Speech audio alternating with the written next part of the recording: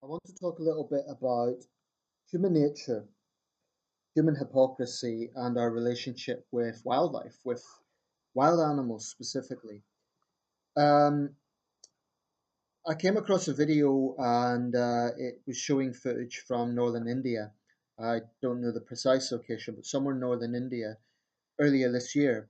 And basically, a leopard had apparently came into the area at night time and hid in sort of closeted area. And during the daytime, it got out and it obviously panicked when it saw all these people around.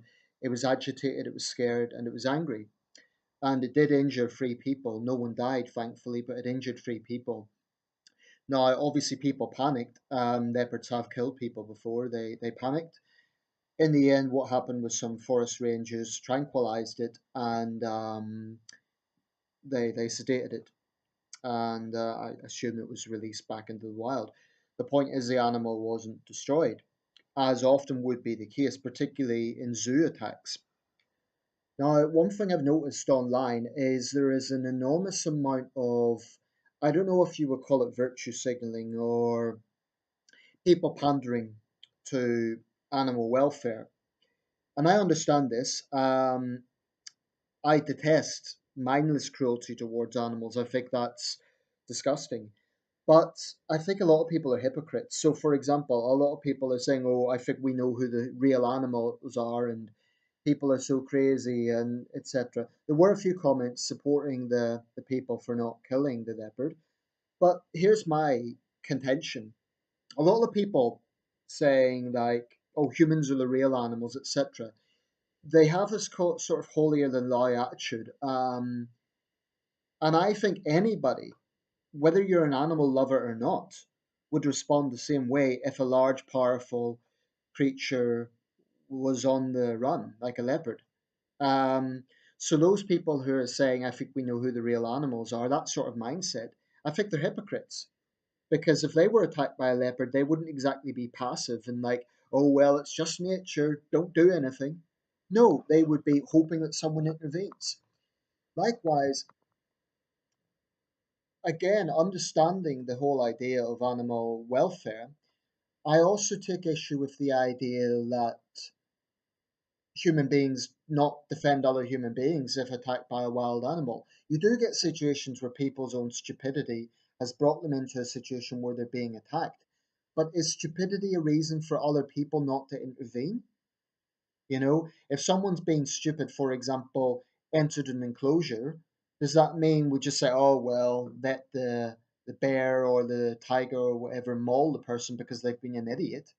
No, I think you would say, "Well, yes, this person is stupid, but obviously they need to be saved." Because what would it say about human nature if we simply watched another person being mauled to death when we could have done something and not? Now, in the case of the zoo situation, I do think that there shouldn't be fatal force used. I think the animal should be sedated, as was done in this situation in India. But I think people can be very hypocritical when it comes to the issue of animal welfare because they act like, "Oh, we wouldn't do that. We would take a different approach." I think anybody attacked by a wild animal is going to be desperate. If, for example, you're attacked by a bear, you're going to try your best to fight it off. It's a far more powerful creature than you are, but your human instinct is going to kick in. You're going to be hitting out. You're going to be, and you know, because you know there's a very strong chance you could be killed. So I think it's utterly hypocritical for people to sort of have this attitude that if a wild animal attacks people, then the people should just be passive about it. Or also, I would challenge the idea it's always the fault of the people. Certainly, more often than not, it is because it's people either interfering or threatening the animal. But sometimes you do get rogue animals. This is a fact. And there's been documented cases where animals have attacked humans when they're not defending their young, when they're not hungry and looking for food, when there has been rogue cases. And granted, it's not the majority of animal attacks, but that has happened. Now, in those cases, um, killing the animal makes sense because you cannot have a situation where a dangerous animal has a track record of attacking people spontaneously, is just permitted to roam freely. I think there's hypocrisy because people have this kind of idea that human beings should always pass that moral judgment because we have the intelligence to make moral decisions. That's true. You know, we don't generally consider animals in a position of making moral judgments about killing being right or wrong. But it's utter nonsense to suggest that human beings should be the only species that shouldn't defend our own, so to speak. So if you really think that, for example, a human child shouldn't be protected from a wild animal, if need be using lethal force to protect that child, there's something seriously wrong with you. I mean, it is tragic any time that an animal is killed unnecessarily because numbers are greatly declining. I mean, to put things in context, there's about 3,900 tigers left in the wild. 3,900, that's incredibly low. About somewhere between 20 and 30,000 lions. So the numbers really are striking by contrast to 7.5 billion of us humans. So I totally understand why people feel upset when an animal is killed unnecessarily.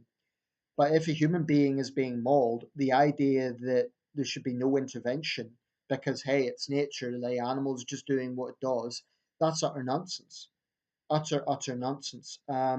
And I think people who say it are hypocrites because they're acting like they wouldn't themselves, do everything they can to survive or to protect loved ones. So it's just something to think about. Um, to be clear here, I despise unnecessary cruelty and I'm totally against big game hunting and that sort of thing. I don't accept the arguments it helps conservation and I despise, for example, the ivory trade. I think probably some improvements have been made. There's certain techniques that are being used. For example, dyeing tusks of animals to make them worthless as a commodity. That's unfortunate that there has to be that step taken, but it's preferable to the animal being killed. The Chinese government is finally starting to take a tougher line on this, and effective from 2020, they're going to make it legal to, as I understand it, to purchase ivory in Hong Kong. It's overdue, but it's better than nothing. But there's a long way to go in the conservation effort, and it's not a black and white issue. There isn't a simple approach to this, but definitely we do have a responsibility to, from our point of view, don't buy ivory products, don't buy fur, etc. But I just close with the point that we can't be hypocrites. Put it this way, if I'm attacked by a wild animal, I'm going to fight every inch of my being to fight that animal off. I'll probably still die, but I'm not going to be passive. I'm going to be pounding it. I'm going to be punching it. And if I have a weapon, hell yes, I would use that weapon. I think it's delusional to say that if you're attacked by a wild animal, you shouldn't, fight it off. And I think it's wrong to say it's always the fault of people, stepping in the animal's territory or something. No, not always. So all I would say is people need to really, really question how they would personally act rather than rushing to judge other people. That's all I'm saying. And there's no question people can be stupid. I mean, people who get out of the vehicle during a safari, for example, people who step into animal enclosures, they're idiots. But in those cases, I think the animal should be sedated but not killed. But the idea that nothing should be done because the person has been stupid, being stupid doesn't mean someone deserves to die. So let me know your thoughts.